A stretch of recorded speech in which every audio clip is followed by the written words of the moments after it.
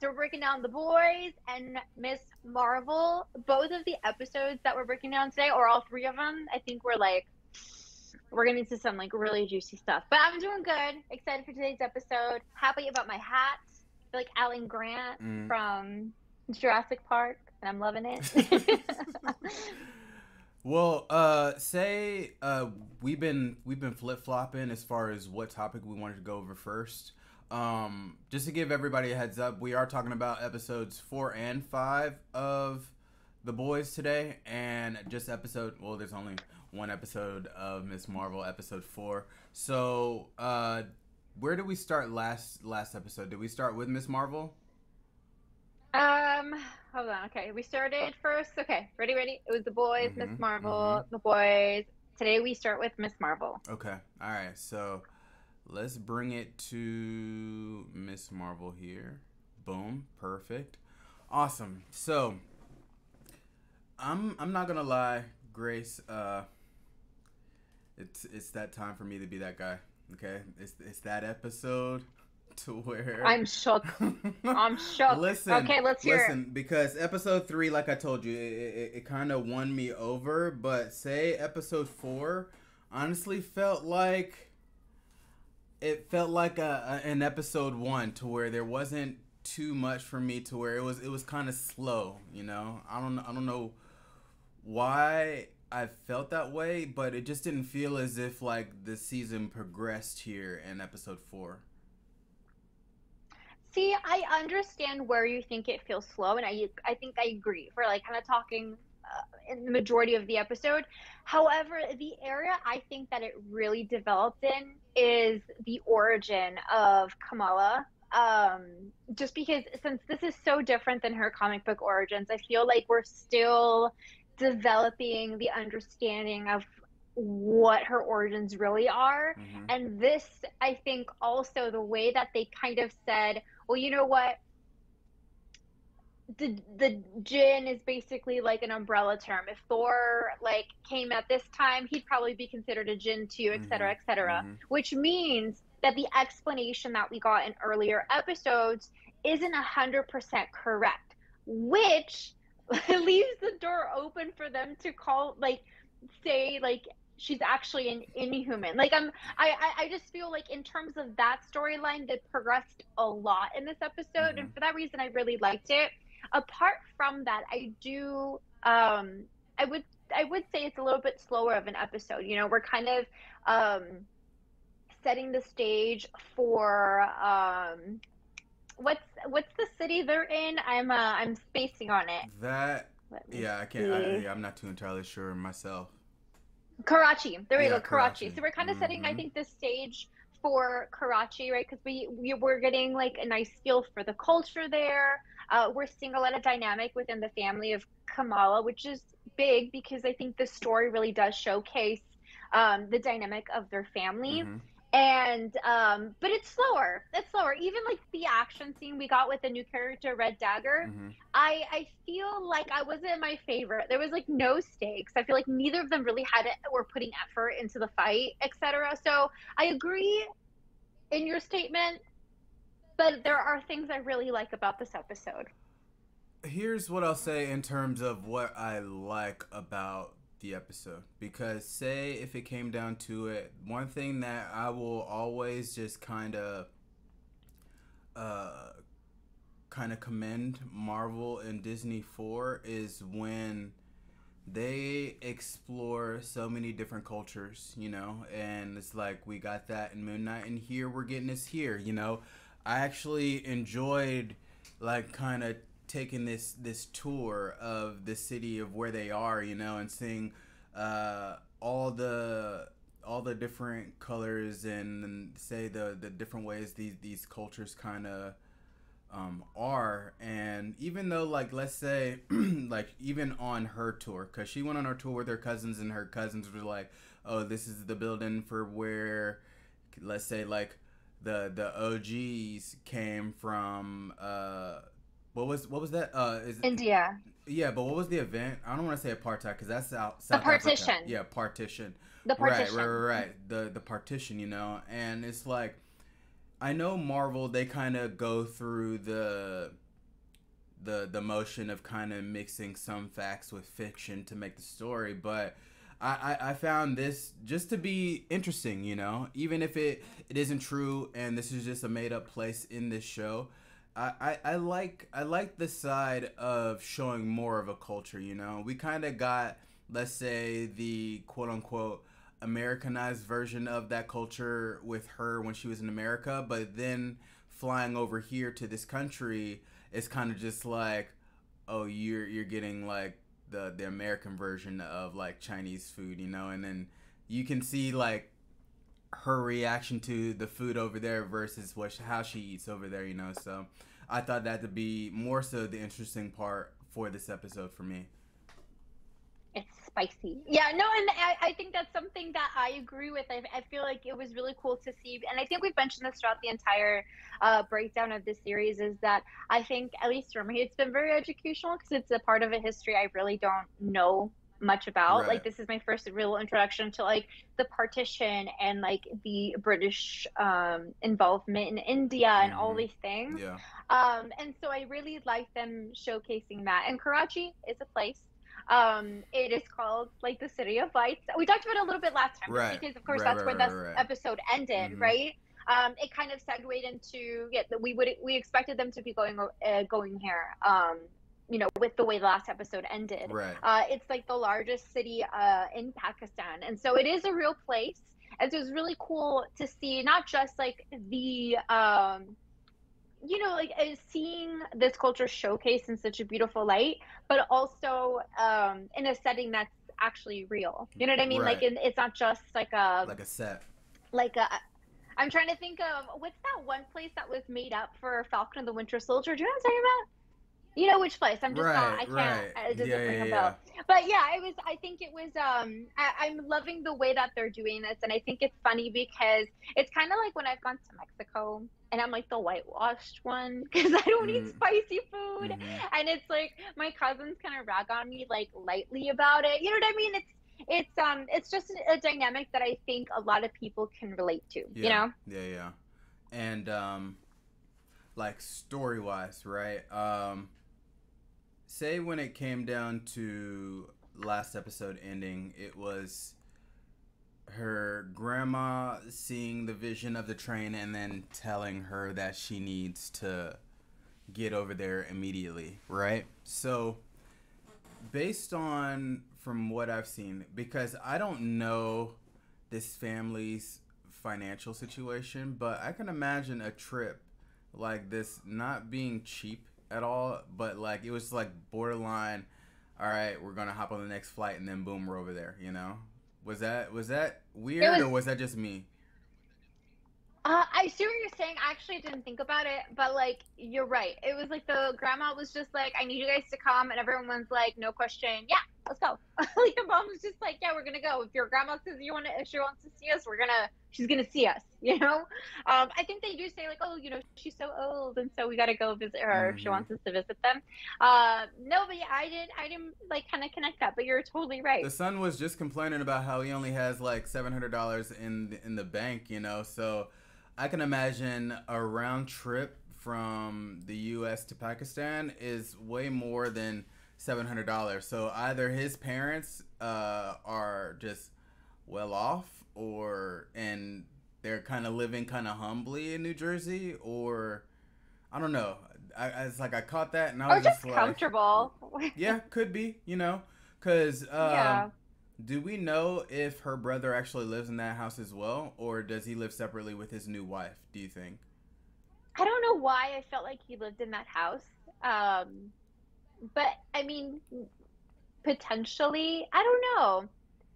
I kind of like assume they lived in the house just because we've only really seen them Mm-hmm. there. But if anything, they do live on their own, I think, you know. But also, it's like they're newlyweds; they just got married. You know, I know like that was discussed like in the not last episode. No, you know, yeah, last episode, I think.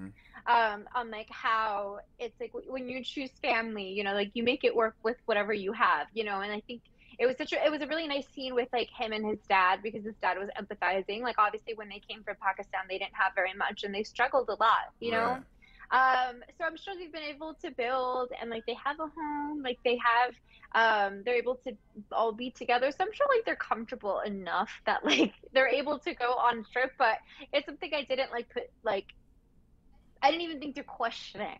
But it makes sense. It makes sense like your observation. Right. It's like I don't know. It was just how that episode ended. I was like, okay, so how y'all gonna get over there? Like for some reason, I thought somehow she was gonna find a portal. Of course, that's where my mind went. That she was just gonna be like, all right, I'm gonna just slide through here, and then boom, I'm over here with grandma. But nah, they took a flight for two, which I felt the is same way. never is never cheap, and boom, they're there. You know.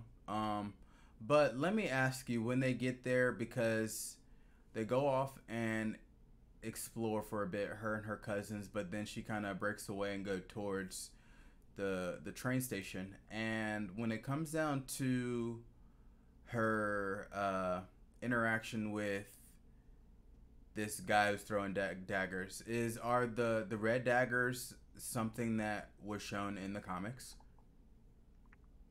Yeah, and we actually talked about it on episode one, because when I talked about Kamran's entry into the MCU, this is another character that was anticipated to make his debut. And I'm just going to pull up my episode one notes super Okay. quickly, just because I wrote down some notes on him. So it was like, yes, when we saw him appear. And I'm not too sure.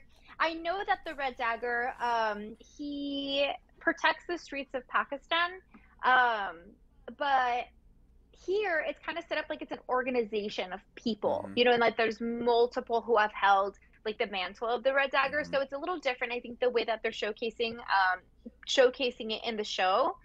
I have it here. I found my notes. Okay. So yeah, okay, so it's his name is Kareem, Mm-hmm. and they did say his name in the episode as well. So his mother and Kamala's aunt went to school together. While sitting at the university, he lived with Kamala's grandmother. At night, Kareem protects the people of Pakistan as the Red Dagger. He's an expert marksman, Mm-hmm. which was not showcased here because he kept missing. But he also attended Cole's academic high school as an exchange student.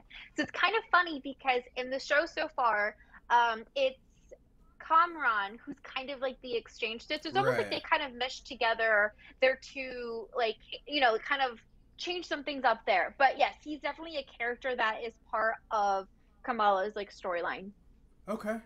But it wasn't necessarily him specifically, because it just came down to the point to where here in this episode, like the Red Daggers are pretty much team Aisha, you know? So like it comes Mm-hmm. down to the point to question whether if Aisha was a Red Dagger, or they are just a separate organization and they're just there to, let's say the Red Daggers are the shield of Pakistan, and they are protecting that country from the what's the demon's Like names? interdimensional threats, Right. the Yeah, the clandestines. Yeah. clandestine. Does that make sense? Yeah, I feel like we still have so much to learn about Aisha because Aisha got separated from Kamran's mom like during the partition. Obviously, Aisha didn't die, but like I don't understand how they weren't able to find her, being that they're such like benevolent beings. Like they were able to find Kamala because of the bangle, but Aisha had the bangle. Mm-hmm. So you know what I mean? It doesn't make sense how they weren't able to find Aisha. And did Aisha like create this organization or gain this following before or after she got separated from her family? You know what I mean? Right. It's there's so many questions. Mm-hmm. So we still don't have a lot of answers, and I feel like right now we're still building more questions than answers. But it definitely seems like the Red Dagger is it's an organization, not just like a one person like it was in the comics. Correct. And it seems to be like their followers, like almost like disciples of Aisha, you know, Right. which makes me wonder if Aisha is more than just like a clandestine from the same like dimension that these other people are from, you Wait. know, like because it seems like she's like she's held in high regard, and so I'm wondering if she's more than just like a clandestine herself, and maybe that's why Kamala like has this special connection to the Bengal. You know what I mean? It's so many questions right now. I kind of want to throw it out there because again, like I said, I'm gonna be that guy, and even included in being that guy, I'm gonna be a stickler when it comes to names. And the great grandma, the only reason why I'm kind of being a stickler on it is because she has the same name as one of my clients, and it's just pronounced Aisha. It's not like Aisha or anything like that. It's um, Am I saying it wrong, or are they saying it Aisha? they I feel like they're saying Aisha, you tell me. Aisha. Oh, they are saying Aisha. Yeah, Got it. Okay. yeah. It's just me then. It's fine. No. Because when they said the name, I was like, oh, crazy. Like my Aisha. No, my client's name is Aisha. You know. So, I don't know. Every time you kind of said it, I was like Aisha. It was just. You It wait was till just. like episode I'm 4. sorry. I'm sorry. But say when it comes down to Aisha right now, yeah, like she raises the question of her involvement with the red daggers, but I think it's clear, and the grandma made it clear that I feel like she is quote unquote a clandestine because her mom, no, not her mom, but her grandma, like answered that question is like, oh, am I this? And she's like, yes, and it was like without hesitation, you know. So if anything, I wouldn't say like Aisha was part of the quote unquote group that was banned from whatever dimension that they're from. I would just say she just happens to be a part of that race. Well, I would feel like she is part of the people who was separated or who was banished because they were all trying to get back. You know what I Mm-hmm. mean? I'm just wondering what makes her special, like to have this following. Like I feel like there's more there. And although the grandma, when Kamala asks her like, "Am I a jinn?" and like the grandmother says like definitively like, "Yeah, you are." Like very like no question about Mm-hmm. it. But when we meet the Red Dagger, they kind of like negate that because they say like the jinn is basically an umbrella term. Like that's not a proper explanation of what you are, Mm-hmm. and then they kind of didn't continue from there because they even made the comparison like, oh, if Thor came in during this time, like he would be called a jinn as well. Right. So I feel like that's what opens the door to be like, okay, we still do not have like the definitive origin or race or species that Kamala like comes from. And when you look at that, plus like all the things from the previous episode, like how they're listing names and many more, like people are still like, okay, there's a chance, guys. Like this Mm-hmm. might be the like proper introduction of the Inhumans into this universe in the MCU. So it's interesting. Like they're still kind of keeping us on our toes because we still do not know like that full history. Right. Precisely. And that's where the question mark lies. And I don't even know if we'll even get there because, say, being that this is episode 4, I think if anything with the last 2 episodes, we may just get more so the resolution from Kamala versus these Jinn that are after her.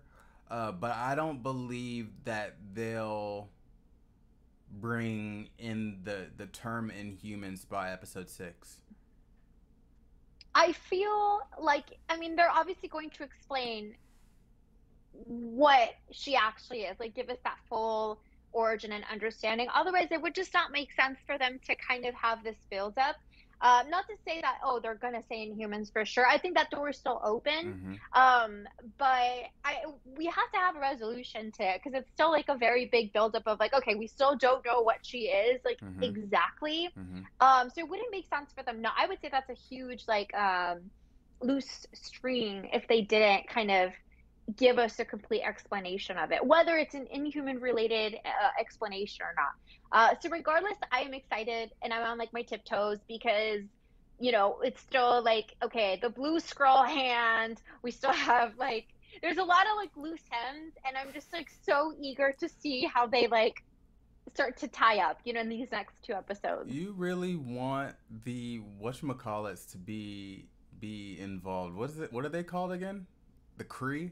The scrolls, the scroll. No, I'm sorry, I said scrolls. You're totally right. The Kree. I misspoke. Right. Well, like we said, like the Kree. Like I think that either the hand. I think the two big theories is it's either just like a nod to Kamala's original origins in the comics, Mm-hmm. being that the Kree created the Inhumans, like Mm-hmm. just like a slight little Easter egg, or it's foreshadowing that that origin may still come to play here, you know? Um, Yeah. so it's, yeah, so there's still like room for more understanding when it comes to that. And so I'm excited because I get really excited. Those things get me very Well, then, riled like, up. we may have mentioned it in the last episode to where, like, I can see like I mentioned I may not see them kind of tying in the word Inhumans here by episode 6, but who knows if we're gonna again like talk about the Kree, then this is where we may get more of an answer in the Marvels, you know. Potentially, yeah. And we talked about last time too, like this, like being that we're going to see Kamala next in the Marvels, I Mm-hmm. feel like it would just make so much sense for us to end the series, even if it's just in the post credit, something to indicate or have that connection. Right. Um, like I feel like it's so appropriate. Like I'd be kind of disappointed if they didn't have something of that, Mm-hmm. and maybe it lies with the Kree, being that Miss Marvel, oh I'm sorry, Captain Marvel also has like origins that are very much connected to the Kree as well, you Yeah. know? Yeah. So I'm just wondering if maybe that's the glue to kind of connect those two characters and link them together. So I'm like I'm so nerding out right now. Yeah. Where would you want to take it from there? Let's see. I feel like we kind of went everywhere, but we did, I think, address a lot of the things in this episode. Let me see.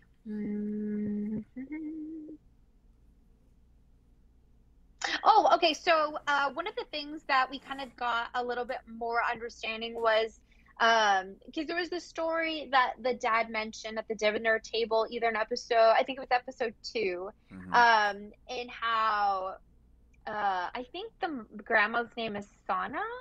I don't know, but Nani, right? Like Mm-hmm. Kamala's grandmother, when she got separated during like the partition, Mm-hmm. um, that the bangle created like this trail of stars that led her back to the train. And they kind of talked about it like if it was just like a, I don't know, like kind of a fluffed out version of what probably happened. Mm-hmm. But here, like this is where we get the story straight from the grandmother to confirm like this is how it happened and the bangle was involved. Let me see. And because I feel like it wasn't clear, at least to me in the beginning, but it seems like her powers are not just, these like the hard lights, right? But Mm-hmm. also it seems like the is it the noir? The noir? You know what I'm talking about. Yeah, I The think they're called Nor. there you go. The noir give her these like visions, which are almost like, I don't want to say like spidey sense, but it kind of leads her down the path that she needs. So I'm wondering if this is only in the case of like right now where she's still discovering like who she is, her history, Aisha, or if this is something that's like a solid part of her new powers, and we're gonna see it say in like the Marvels too, like if they're, you know what I mean? Do you Well, see my question? I What are think your if thoughts? anything, like my thoughts are like when it comes down to the Norse, right? I feel like if anything, it's not necessarily uh Kamala that's having these visions. It's the Bengal that are forcing these visions. And in like say we didn't get the vision of the train until uh the old woman actually made contact with the Bengal when her and Kamala were fighting. Like she landed her weapon onto the Bengal, and then boom, a vision of the train came. So say as of right now, I think anything Nor related is gonna be coming from the actual bangle. You know, that is pretty much the uh I don't even know what the term would be in terms of just like the key to the gateway of the Norse, you know, of that It's dimension. like Because it's a that's what guide, you know. that's what that story is about. As far as I think what the dad was explaining to Bruno, like that, and that's why those people need her, because if anything, the bangle is the key to get back to where they're from. You know, so I don't know. I don't know if it's a thing to where she can create that gateway to see those and meet those people, or uh, I don't know. It's still kind of up in the air and right now. And as far as it being episode 4, I feel like we should have had a little bit more of an answer as far as what the bangle does or how it works or anything like that. But as of right now, we're only getting answers to where her people come from. See, because I feel like, I mean, the Bengal Life is giving her these visions, and the visions, I think you're right, are powered by like the Nor, which is the power that comes from her, like the dimension that her family comes Right. from. And so yeah, like I'm curious to see if this is something she learns to maybe control, Mm-hmm. you know, like maybe like 11, where she's able to kind of like if I don't know if like maybe she needs guide for whatever like big bad they're doing within the Marvels, Mm-hmm. or they're looking for something or whatever the case may be. Maybe I'm wondering if it's something she can manifest to help her on whatever it is her like task is at that time, because right now like this is her task, right? So it's hard to determine if it's something that she can then like control later, Mm-hmm. or it's one of those things where they're just kind of coming in flushes activated by like external things because it's not something she can control. So I'm curious because honestly it's like anything's game, because these are whole new powers, so they can kind of make them whatever they want to make them. And something actually, and aligned with that, I'm curious to get your take on is the grandmother also had the vision when she did, Mm-hmm. and she doesn't have the bangle on. So it may be beyond like just the bangle. Definitely, like the Nor is all a part of this, Mm-hmm. but it's the dynamic is still unclear, you know? I think anybody who has here's my prediction, okay? Because right now this is just speculation. I'm gonna say anybody who has worn the bangle has these visions, because if anything, I don't see her grandma not ever trying it on. You know, like her knowing of her history of her people. I feel like if anything, Aisha may have left it to her, and then she understanding who her daughter is, and fearing that, like, say it was just more so her daughter just wanted to get it, because initially she thought her daughter just wanted to get away from her, and then she just wanted to get to America, you know. So if anything, that could have been the main reason why she sent the bangle to Kamala and never really got or gave it to her daughter, or give her daughter a chance, you know. So I think the grandma may have tried it on, and that could have been the reason why she saw this vision as well, because no matter what, her mom, Kamala's mom, came from her grandma, right? So Kamala had no Kamala's mom has the Jinn blood as well. Why didn't she get a vision of the train? Mm-hmm. You know? Yeah, that could be it. That could totally be it. And also, I'm assuming she did use the bangle because I mean, she saw the stars. She was using like the power of the bangle. So I just assumed she wore it, Mm-hmm. and that definitely aligns with like the with your prediction as to how that works. And I think it makes total sense. Mm-hmm. And so I that okay, okay. No, I'm still curious though, because I'm wondering if that means that this is then a power that kind of continues past this chapter Mm-hmm. of Kamala.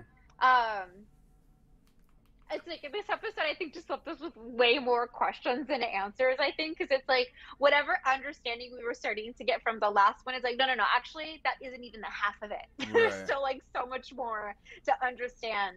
But I think I have a little bit Well, more I on the have something. Bengal. Go ahead. Well, it's not necessarily Bengal related. This is something that I don't understand.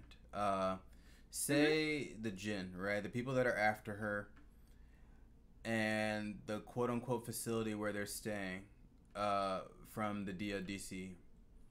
Why is it so easy to escape? One. And two, how do they know Kamala is in Pakistan? Those are two Well, questions okay. I'm throwing your way. I so agree with like the escape of damage control. And why is it that we didn't see like the two main agents come on scene at all? Like, Right, chasing them down. It was just so easy. And then if it was so easy to escape, how did they even get captured in the first place? Like to end up there. Like right. they would have exited from like the van that took them or something. So totally agree. I think that was like And they had their weapons what's on this them. term? It's like Like their weapons were on them the whole entire time. I'm confused. You know what I'm saying? Because once they broke free, like homie pulled his club out like it was nothing. I was like, okay, obviously I guess y'all didn't confiscate anything from the wedding. which makes no sense because that's That's literally what like y'all are their do. origin and That's what purpose, y'all do. which is like dude. We were both excited because I was excited to kind of see like what happens on the back end once these like objects are, I guess, collected Mhm. by damage Mhm. control, right? Because then we can kind of see like I don't know. I was excited to see them kind of like register them in and maybe get an Easter egg on the shelf that they then place them in of other things that they may have collected from previous battles, or even something. I don't know. It's just I feel like it was such a miss to not get more from that. Yeah. And I feel like it was, I don't know. However, okay, so when it comes to them finding Kamala, I think that does make sense because they found her in the first place. Once she put the bangle, like they were able to sense it. So I think it makes sense for them to know where she is from the same way that they found her like originally. You know what I mean? Like in the story. No. So I think that No. part makes sense No. to me. No. No. Okay. Let me stop you right there. Okay. Just because if that's the case, right? They were able to find her originally when she put the bangle on, right? And when she put the bangle on at Avenger Con, then later on she eventually had the vision of the old woman. Fine, boom. They used that to find her, right? Now, fast forward, we're here. Uh, the only time that she quote unquote uh, used the bangle initially was against the young red dagger. I forgot his name. I'm just gonna call him young red dagger. And then he brings her to the hideout spot where old red dagger's over here. But at the same time, it was as if they came in and I feel like she just got there, or am I wrong? Actually, no, I am wrong because they did have some time. She went to the beach and ate something out of a plastic bag, and then eventually came back to the hiding spot. So I'm wrong. My bad. Apologize. I apologize. I had the order all mixed up because I thought initially in my brain Well, the Jin just popped up right in the hideout right when she just kind of met the Red Daggers. okay. Okay. I see what you're saying. Well, also in addition to that, like I don't know, I wonder if like being that it's been activated, now there's just like a signal period. I don't know, you know what I Mm-hmm. mean? Like the same way how like the 10 rings, despite the fact that they're not, oh no. Yeah, yeah, even though like no, just kidding, no. By the end of the movie, he just has them on. So I'm just gonna erase what I scratch that last. But I don't know. It seems like they found them from the same way that they found them Mm-hmm. originally. The thing I do kind of have a question about is so the Red Dagger, the young one, he found Kamala at the train station because he sensed the power of the Mm-hmm. Nor. How did he do that if he's not a clandestine, if Precisely. he's not from the Mm-hmm. dimension? So that I think is where there's either like a continuity error or maybe they'll explain it. But that to me seems like that's questionable. Like I understand like the clandestines finding Mm-hmm. her. I don't think it makes sense that they found her by sensing the power, unless it's later revealed that they're from the Mm-hmm. dimension. But I feel like they would have said that already, you know? So, being that the old Red Dagger is out of here, do you think it's just the young Red Dagger and he's the last of the Red Daggers? I don't understand why there's only two of them. This is like in Deadpool when there's only two X-Men. Right, You know what I mean? right. In the entire like mansion. I don't know. Is it a budget thing? I'm not It sure. But shouldn't in the be. It should comics, never it's be. not. Not to Disney. No, they got it. Yeah, I don't know. I don't know. But in the comics, it is just him. It doesn't seem to be like an Uh huh. organization, but they set this up to be an Right. organization. So it's just weird that it's only them Mm-hmm. two.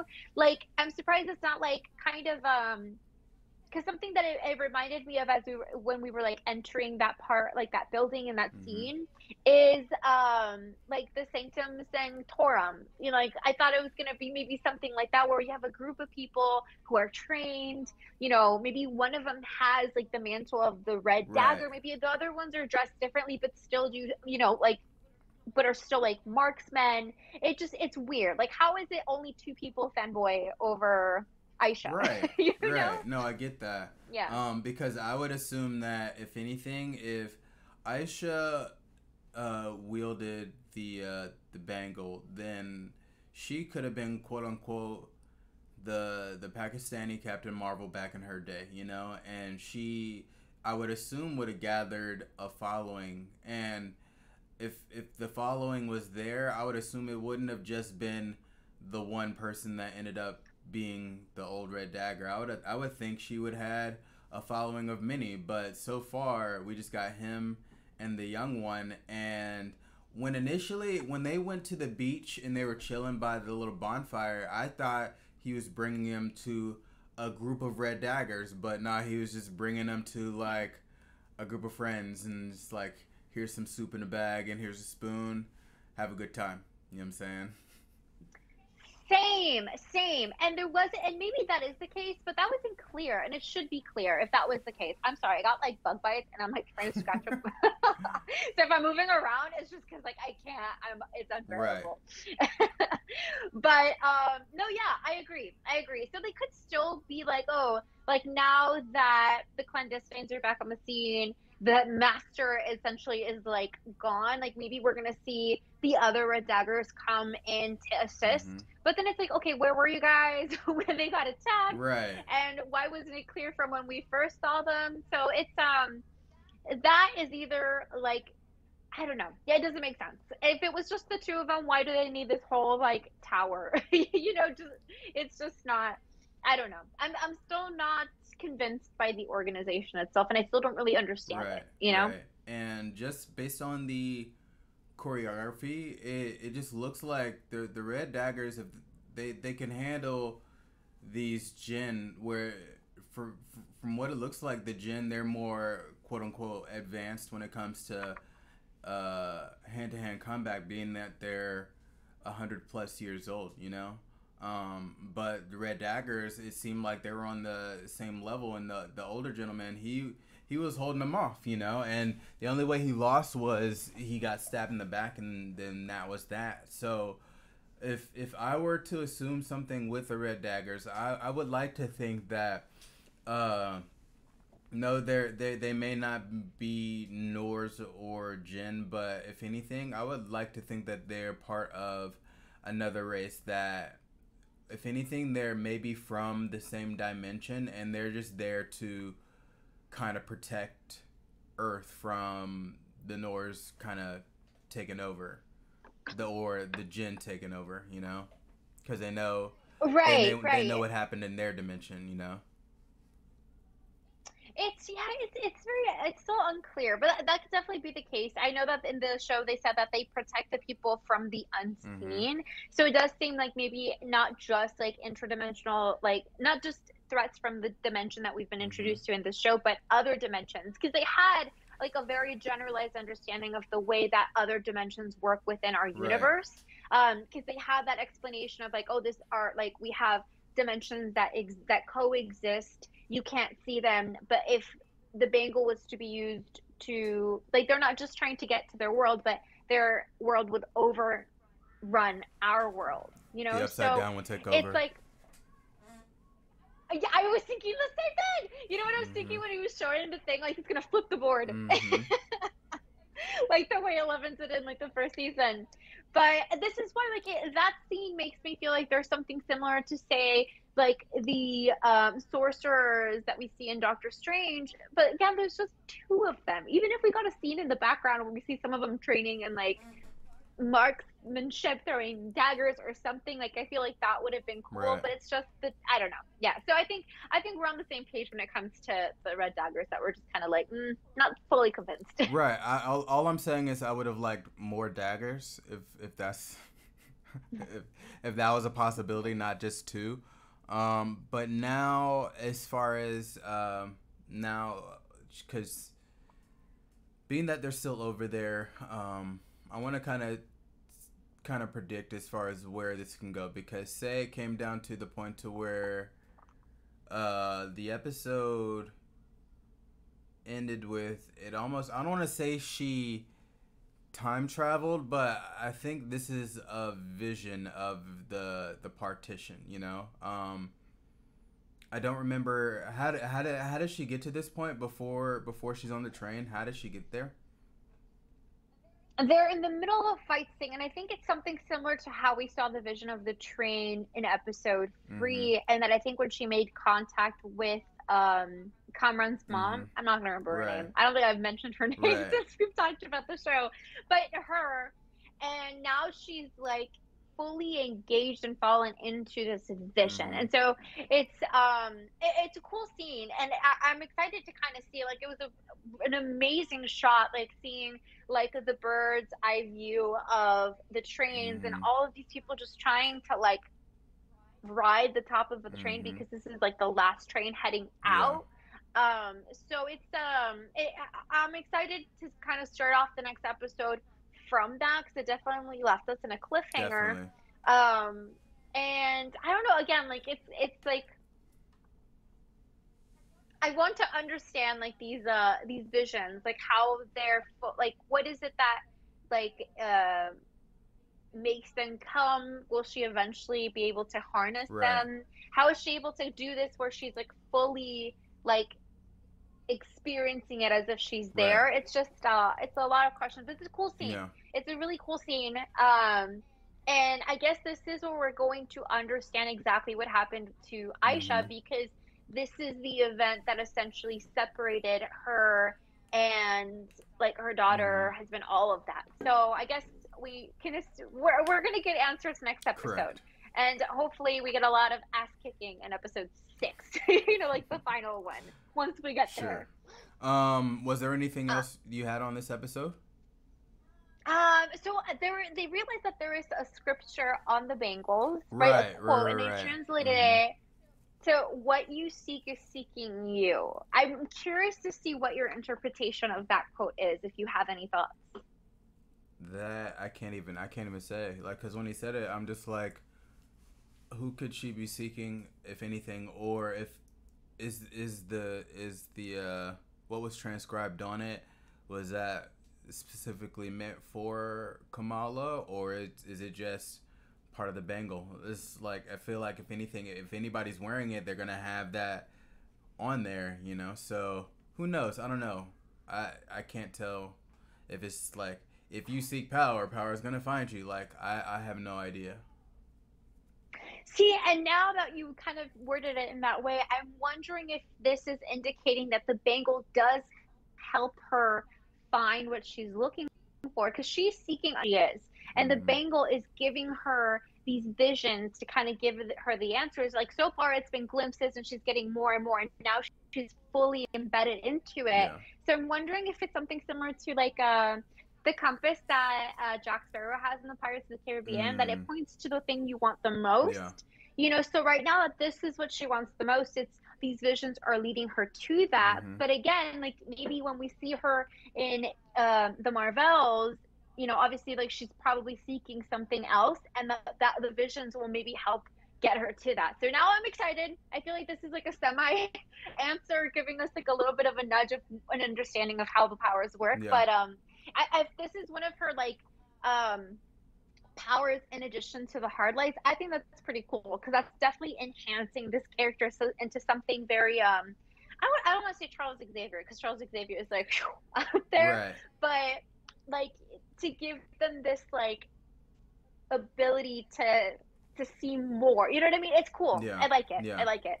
Um, Um, like aside from like how she wields it, it's we still don't fully understand the power of the Bengal yet. Right now, we just think that it offers her shields, fists, and stepping stones. But there's more to it that we, as a viewer, have yet to really understand. Being that, like we mentioned it a few times in the past, that this is totally different from her powers in the comics. So we're exploring new territory here. So as far as what was transcribed on there and knowing the power of the Bengal, right now we have no idea as far as it's yeah, where they're it's a taking guess us. game. It's a Right, guessing right. game.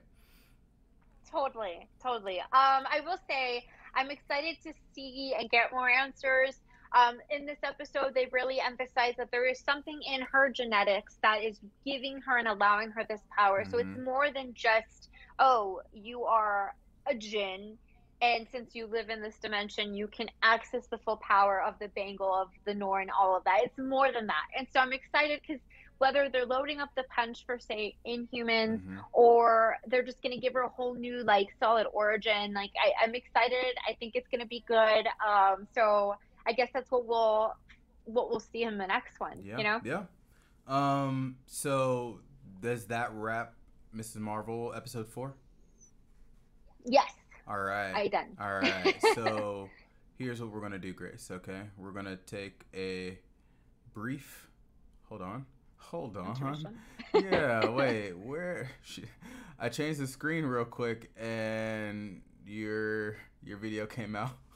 Tiny Grace. But no, she's back. She's back. All right, she's back to normal That is so size. offensive. But we are going to take a quick intermission, real quick, and we are going to be right back. 1 second.